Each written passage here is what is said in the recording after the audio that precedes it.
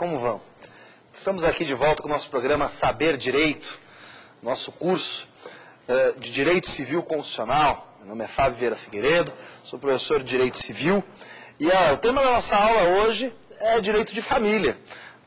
Direito de Família sob a luz civil constitucional. Antes de iniciar a aula, gente, queria lembrar vocês aí o e-mail aqui do programa, saberdireito@stf.jus.br, tá? saberdireito@stf.jus.br. Mandem aí os e-mails de vocês com sugestões ou dúvidas, né? Trataremos hoje, então, direito de família, né? Ou a função social, a perspectiva civil constitucional do direito de família. Vamos tratar aí desse direito que é o mais próximo de todos nós dentro do direito civil, né? Todo mundo conhece alguma relação familiar conturbada que alguém já teve em algum momento, ou todo mundo já passou por alguma relação familiar conturbada, né? E o direito civil trata exatamente dessas situações de relações familiares conturbadas. O primeiro tema que nós vamos tratar aí dentro de direito civil é função social da família. Sem dúvida nenhuma, o livro do Código Civil que mais se alterou com a vigência desse Código de 2002, desse novo Código Civil, foi o livro de Direito de Família. O livro de Direito de Família teve uma alteração profícua em todos os seus aspectos, por força da alteração do Código Civil, em 2002. Mas de nada adianta a gente ficar falando das alterações e elencando artigos e por que mudou, por que não mudou, se a gente não entender qual foi o cerne dessa alteração. E o cerne dessa alteração foi a inserção desse moderno conceito de função social de família, ou função social da família. O que é essa função social da família? No que consiste a função social da família? Ora, consiste no livre desenvolvimento da personalidade de cada um de seus membros, sem que um esteja sujeito ao outro. Então, função social da família nada mais é do que o livre desenvolvimento da personalidade de cada um de seus membros, sem que um esteja sujeito ao outro. O professor Agostinho Alvim dizia, família é amor, e é exatamente dessa maneira que se dá. Família é amor. Onde existe amor, existe família. Onde existe sujeição, não é a família que existe. O que existe é o direito de família. Havendo sujeição, o que existe é o direito de família. Então, a questão aqui é a seguinte, gente. Será que a esposa está sujeita ao marido? O marido está sujeito à esposa? E os filhos estão sujeitos aos pais? Será que isso ocorre dessa maneira? A situação é de sujeição? Nós sabemos que o pátrio poder acabou com o Código de 2002.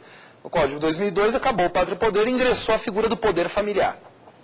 E essa figura do poder familiar, isso eu quero que fique muito claro para vocês, é muito mais dever do que poder. É dever de sustento, guarda e educação. Não é poder, pura e simplesmente, é dever. Dever de sustento, guarda e educação dos filhos. Isso significa o poder familiar. Vamos imaginar aqui uma família comum, de classe média, dos anos 60, dos anos 70, anos 80, dependendo dos lugares do país, até 90. O marido chega em casa à noite, tá? Família assim, o marido, a esposa e 4 filhos, tudo bem? O marido chega em casa à noite. Na hora que ele chega em casa à noite, ele está cansado, porque ele trabalhou o dia inteiro. A esposa não fez nada. Ela cuidou dos 4 filhos só. Não fez absolutamente nada mais. Ela ficou em casa lá cuidando dos 4 filhos. E ele estava trabalhando. Ele chega em casa cansado. Aí no momento que ele chega em casa cansado, óbvio, ele já vai ter o terno para o dia seguinte devidamente engomado, os sapatos devidamente engraxados, o jantar está posto à mesa, e ele pode de maneira confortável jantar, e os filhos estão todos já lá no quarto, foram dormir porque o papai está nervoso, chegou em casa, precisa ser poupado, porque ele trabalha, a mamãe não faz nada, a mamãe só cuida dos 4 filhos, o papai trabalha. Aí começam a conversar durante o jantar, ela quer saber como foi o dia dele. Ela começa a perguntar, como foi seu dia? Meu dia foi mais ou menos. Não, mas me conta isso e aquilo outro. E ele fala, olha, para que eu estou cansado, eu não quero falar disso, agora eu não quero conversar disso. E ela insiste, ele fala, não, chega, eu estou cansado, já falei, eu estou com dor de cabeça. Ela insiste até que ele dá uma de costa de mão no crânio da fulana e estampa no azulejo da cozinha. Tá tudo certo. Lembra lá, O homem é o senhor da sociedade conjugal, detentor máximo do pátrio poder. É o chefe, é assim que constava no Código Civil de 1917, ou de 16, como preferirem. Então, enfim, homens e mulheres, com a vigência da Constituição de 88, a gente já falou disso numa aula anterior nossa, desse mesmo curso. Homens e mulheres, na vigência da Constituição de 88, marido e mulher, eu estou falando, são iguais. Ora, a lei fala, homens e mulheres são iguais perante a lei. Não é? A Constituição diz isso. Aí tinha o Código Civil de 17 que dizia, o homem é o senhor da sociedade conjugal, detentor máximo do pátrio poder. Gente, hoje em dia, se uma das senhoras aqui casadas chegar em casa hoje e falar assim, eu fui lá hoje assistir o programa O Saber Direito. Estava o professor Fábio, nossa, mas que chato, não aguentava mais ouvir ele falando de direito de família. E o marido da senhora fizer assim, chega. Isso é causa de pedir próxima para uma ação de separação judicial litigiosa com pleito indenizatório. Com ruptura do dever de mútua assistência do artigo 1566, inciso 3 do Código Civil. Então percebam como a situação se altera. Esse dever de mútua assistência, esse desenvolvimento da personalidade, essa ausência de sujeição, alterou o panorama familiar, alterou o panorama do direito civil. Até bem pouco tempo atrás, se a gente imaginasse uma situação de disputa de guarda, certamente vai ficar com a esposa. Será que vai ficar com a esposa hoje? Vai ficar com aquele que comprovar as melhores condições socioeconômico-afetivas. É assim que diz a lei. Não vai ficar com a esposa, óbvio. Mas o bebê está amamentando, óbvio que vai ficar com a mulher. Né? Mas a gente está falando de uma disputa entre marido e mulher, da guarda de um filho.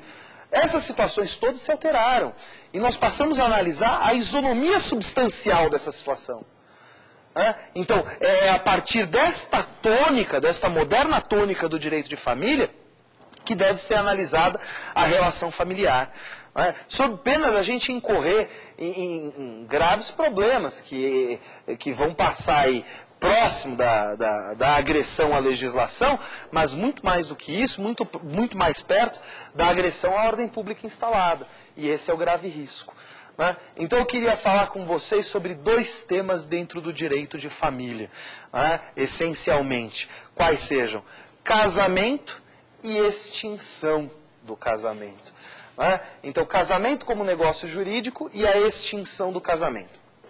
Nós dissemos, na nossa primeira aula, tratamos na nossa primeira aula desse curso, sobre defeitos do negócio jurídico. Na segunda aula tratamos de defeitos do negócio jurídico. E falamos da inexistência, da nulidade, da anulabilidade e da ineficácia do negócio jurídico. Casamento, gente, nada mais é do que um contrato. O casamento é um negócio jurídico. E sendo um negócio jurídico, por óbvio que ele pode padecer dos mesmos defeitos do negócio jurídico em geral. Um casamento pode ser, portanto, inexistente, um casamento pode ser nulo, um casamento pode ser anulável, um casamento pode ser até mesmo ineficaz. Mas aí nós vamos substituir essa ineficácia por irregularidade. Então, da mesma maneira como a gente analisou lá, a inexistência, a nulidade, a anulabilidade e a ineficácia do negócio jurídico em gênero, nós vamos analisar agora inexistência, nulidade, anulabilidade e irregularidade do casamento. Tá claro? Então, inexistência. Primeiro, em que situações o casamento é inexistente? Ora, vamos lembrar dos elementos essenciais de existência do negócio jurídico? Vontade humana, idoneidade objetiva e finalidade negocial. Estes são os elementos essenciais de existência em gênero do negócio jurídico. E para o casamento? A vontade humana não pode faltar nunca, gente. Então tem de ter vontade humana. Se não teve vontade, o casamento é inexistente. No entanto, os outros dois elementos são distintos. Então, para que um casamento exista, é necessária a vontade humana, é necessário que haja formalidades intrínsecas legais. Então, as formalidades legais, que em regra são elementos essenciais de validade, para o casamento são elementos essenciais de existência. Se não houver uma formalidade intrínseca legal, o casamento é inexistente, se faltar a formalidade intrínseca legal. E a diferença de sexos. Não é? O João pode casar com o José? Infelizmente ainda não pode. Não adianta o João querer casar com o José porque ele não vai poder. Isso é um requisito essencial de existência, gente, previsto na Constituição. E não adianta, por mais que se queira falar, relação homossexual, constitui família, união estável. É impossível isto hoje no Brasil por impedimento constitucional expresso. A diferença de sexos é um elemento essencial de existência do casamento. Então precisa de uma reforma constitucional para acontecer isso. Por mais que se queira forçar nesse sentido, hoje, da maneira como se encontra o nosso texto constitucional, é impossível tratar de uma situação dessa. Então a diferença de sexos é um elemento essencial de existência do casamento. Pois bem, então o casamento pode ser inexistente? Pode ser inexistente. Se não houver vontade humana, se faltar uma formalidade intrínseca legal, ou se faltar a diferença de sexos. O casamento pode ser nulo. Há a possibilidade de nulidade do casamento? Então vamos lembrar aí que nós tratamos da situação de nulidade do negócio jurídico em geral. Tratamos do artigo 166, tratamos do artigo 167, tudo isso na nossa segunda aula. E lá quando tratávamos do artigo 166, do artigo 167, eu pedi aos senhores todos, a vocês aí de casa, que fossem lá do 166 até o 1521 e do 1521 até o 1548, para ver as situações de nulidade do casamento. Então todo mundo foi lá, acompanhou 1521, 1548 e 166.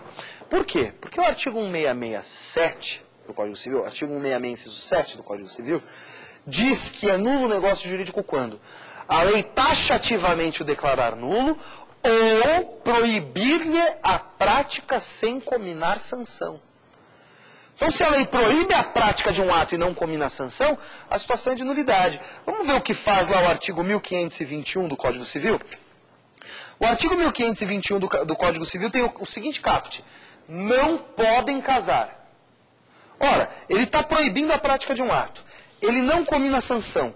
Então, todas essas situações aqui do artigo 1521 do Código Civil são situações de nulidade do casamento. Então, vamos analisar cada uma delas aí. Primeira situação do 1521. Não podem casar os ascendentes com descendentes, seja o parentesco natural ou civil. Ora, gente, seja minha filha sanguínea, seja minha filha adotiva, é óbvio que eu não posso me casar com ela. Se eu me caso com a minha filha, este casamento é o quê? Nulo de pleno direito. Porque há um impedimento previsto aí no artigo 1521 do Código Civil. Tudo bem?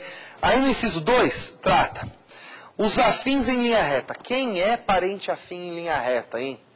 Quem é afim em linha reta, gente? Afim em linha reta é a sogra, o sogro, o enteado, a enteado, o padrasto, a madrasta. Estes todos são parentes afins em linha reta. E perceba que esse parentesco por afinidade em linha reta impede o casamento. Então, isso é muito importante. Este parentesco para fins de impedimentos matrimoniais, ele jamais se extingue. Então, ainda que a minha esposa venha a falecer, eu jamais vou poder me casar com aquela que foi minha sogra.